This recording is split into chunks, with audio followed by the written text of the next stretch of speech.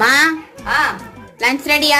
ஓ ready. பார்க்கலாம் வாங்க பார்க்கலாம். இங்க பக்கத்துல வந்து பசங்க எல்லாம் விளையாடிட்டு இருக்காங்க, கொஞ்சம் சத்தமா இருக்கும். டக்கு டக்குன்னு அப்படி பாத்துருவாங்க.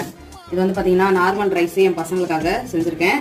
சரி பத்தாதோன்னு சொல்லிட்டு ரேஷன் அரிசி கொஞ்சம் இருந்தது. இது சூப்பரா இருக்குங்க இந்த ரேஷன் அரிசி. யாரெல்லாம் வெயிட் குறைக்கணும், சுகர் வரக்கூடாதுலாம் நினைக்கிறீங்களோ கண்டிப்பா வந்து ரேஷன் அரிசி சாப்பிடுங்க. இது பாருங்க, நம்ம கடையில வாங்கின அரிசி மாதிரியே தான் இருக்கு. இதுக்கு எந்த ஒரு குறையுமே இல்லை. அது ஒரு டம்ளர் வடிச்சு வச்சிருக்கேன். மீதி இருந்தா பழைய சாதத்துக்கு போட்டுப்போம்.